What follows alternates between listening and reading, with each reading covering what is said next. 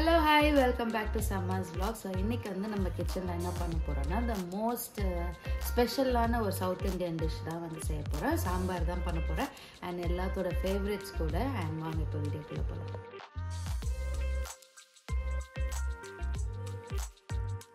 சாம்பார் செய்கிறதுக்கு தேவையான இன்க்ரீடியன்ஸ்லாம் எடுத்து வச்சாச்சு. 150 கிராம்ஸ் வந்து தோரம் பருப்பு வாஷ் பண்ணி வச்சுருக்கேன்.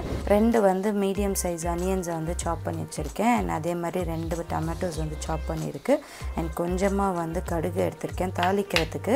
இது வந்து 3 காஞ்ச மிளகாய், கொஞ்சம் கருவேப்பிலை, பெருங்காயம் அண்ட் கொஞ்சமாக கொத்தமல்லி அண்ட் ஒரு ஃபுல் பூண்டு, 1 டீஸ்பூன் அளவுக்கு மிளகாத்தூள், 2 டேபிள் ஸ்பூன் வந்து தனியாத்தூள் அண்ட் கொஞ்சமாக வந்து மஞ்சத்தூள். கத்திரிக்காய் வந்து ஒரு 3 சைஸ் கத்திரிக்காய் வந்து நான் கட் பண்ணி தண்ணியில் ஊற வச்சுருக்கேன். இது யூஸ்வலாக வந்து நம்ம நார்மலாக தண்ணி விட்டு வெளியே வைக்கக்கூடாது, கருப்பாயிடும். ஸோ அதனால் நான் இதில் கட் பண்ணி ஊற வச்சுருக்கேன். அண்ட் அந்த மாதிரி பார்த்திங்கன்னா மிக்ஸ்டு வெஜிடபிள்ஸ், அவரைக்காய், கேரட்டு, பீன்ஸு அண்ட் வந்து ஒரு அரை மேங்கோ, பச்சை மாங்காய்.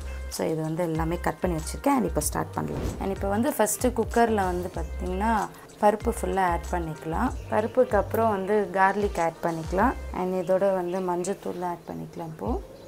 அண்ட் கொஞ்சமாக வந்து நான் வெட்டி வச்சுருந்த வெங்காயத்தில் பாதி வெங்காயம் மட்டும் நான் போடுறேன். அண்ட் அதே மாதிரி கொஞ்சம் பாதி தக்காளி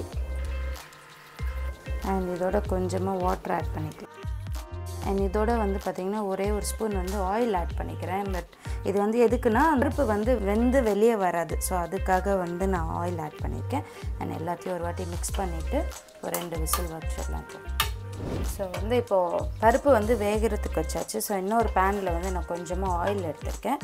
ஆயில் எடுத்துகிட்டு இதில் வந்து அனியன்ஸு, டொமேட்டோஸ்லாம் போட்டு ஃப்ரை பண்ணிவிட்டு வெஜிடபிள் வந்து பாயில் பண்ணணும்.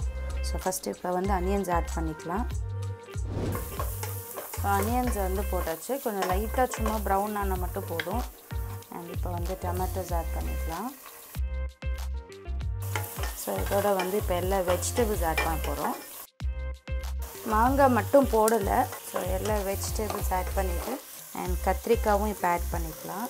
நான் இப்போ தான் தண்ணியிலேருந்து எடுக்கிறேன் ஆக்சுவலி இதை. அண்ட் இதோட கொஞ்சம் சால்ட்டு அண்ட் கொஞ்சமாக வாட்டர் ஆட் பண்ணிக்கலாம். வெஜிடபிள்ஸ் எல்லாமே கொஞ்சம் பாயில் பண்ணணும். ஸோ வந்து ஜஸ்ட் கொஞ்சம் வேக வச்சுட்டு அதுக்கப்புறமா ஓப்பன் பண்ணி காட்டுறேன். அண்ட் வந்து இப்போ வாட்டர்லாம் ஆட் பண்ணியாச்சு. ஒரு 5 மினிட்ஸ் இது வந்து நல்லா கொஞ்சம் குக் ஆகட்டும். அண்ட் வெஜிடபிள்ஸ் வந்து கொஞ்சம் நல்லா குக் ஆகிடுச்சு. ஸோ இப்போ வந்து நம்ம மசாலா ஆட் பண்ணிக்கலாம். சில்லி பவுடர், தனியா, இது எல்லாத்தையும் மிக்ஸ் பண்ணிவிட்டு நம்ம வந்து இந்த புளியை ஊற வச்சுருக்கோம் இல்லையா, ஸோ அந்த சிரப் வந்து இப்போ ஆட் பண்ண போகிறோம். ஸோ புளி ஊற்றியாச்சு. கொஞ்சம் நல்லா வந்து அந்த பச்சை வாசனை போகணும், அந்த புளியோட ஸ்மெல். ஸோ ஜஸ்ட் ஒரு 2 மினிட்ஸ் நல்லா குக் ஆனோன்னே நம்ம வந்து பருப்பை இதில் ஆட் பண்ணிக்கலாம். புளி வந்து ஊற்றினது வந்து நல்லா வந்து வெந்துருச்சு. ஸோ இப்போ வந்து நம்ம மாங்காய் ஆட் பண்ணிக்கலாம். நான் மாங்காவும் பார்த்திங்கன்னா ஒரு 4 பீஸ் தான் போட்டிருக்கேன். ஏன்னா வந்து புளியும் அதிகமாக போட்டிருக்கிறதுனால நம்மளுக்கு வந்து ஈக்குவலாக இருக்கணும், இல்லைன்னா ரொம்ப புளிப்பாயிடும். ஸோ மாங்காய் நிறையா வேணும்னா நம்ம இன்னும் கூட கொஞ்சம் புளி கம்மி பண்ணிக்கலாம். ஸோ நான் வந்து மாங்காய் கொஞ்சம் அண்ட் புளி கொஞ்சம் போட்டிருக்கேன். அண்ட் இது ஒரு 2 மினிட்ஸ் கொஞ்சம் நல்லா குக் ஆனதுக்கப்புறம் பருப்பு ஆட் பண்ணிக்கலாம். பருப்பு வந்து 2 விசில் கொடுத்து எடுத்தாச்சு. ஸோ நல்லா வந்து சூப்பராக பாயில் ஆகிடுச்சு. அண்ட் இப்போ வந்து நம்ம சாம்பாரில் ஆட் பண்ணிக்கலாம். வந்து பருப்பை வந்து ஆட் பண்ணிக்கலாம் அப்படின்னா. ஸோ பருப்பு நல்லா ஆட் பண்ணியாச்சு. அண்ட் இதை வந்து ஃபுல்லாக வந்து ஒரு வாட்டி மிக்ஸ் பண்ணி விட்டுக்கலாம். ஸோ எவ்வளோ தண்ணி வேணுமோ கொஞ்சமாக தண்ணி இதில் ஆட் பண்ணிக்கோங்க. இது கொஞ்சம் கெட்டியாக தான் இருக்குது. ஸோ இதோட வந்து கொஞ்சமாக தண்ணி ஆட் பண்ணிக்கலாம். ஸோ ஒரு வாட்டி சால்ட்டு டேஸ்ட் பண்ணிக்கலாம். நம்ம சால்ட் டேஸ்ட் பண்ணி பார்த்துட்டு ஒரு 2 மினிட்ஸ் நல்லா பாயில் ஆகிட்டோம். பாயில் ஆனதுக்கப்புறம் நம்ம வந்து இப்போ தாளிக்க போகிறோம். ஸோ எண்ணெய் சூடாகிடுச்சு, கடுகு போட்டாச்சு. கொஞ்சம் நல்லா கடுகு வெடித்தோடனே காஞ்ச மிளகாய் போட்டுக்கலாம். இதோட கருவேப்பிலை, இதோட பெருங்காயம்,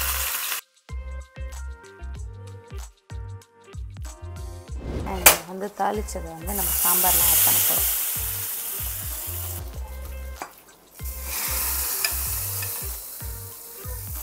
இப்போ வந்து ஸ்டவ் ஆஃப் பண்ணிக்கலாம். ஆஃப் பண்ணிட்டு கடைசியில் வச்சுருந்த கொத்தமல்லியை வந்து தூவி விட்டுட்டு அப்படியே க்ளோஸ் பண்ணிட வேண்டியதான்.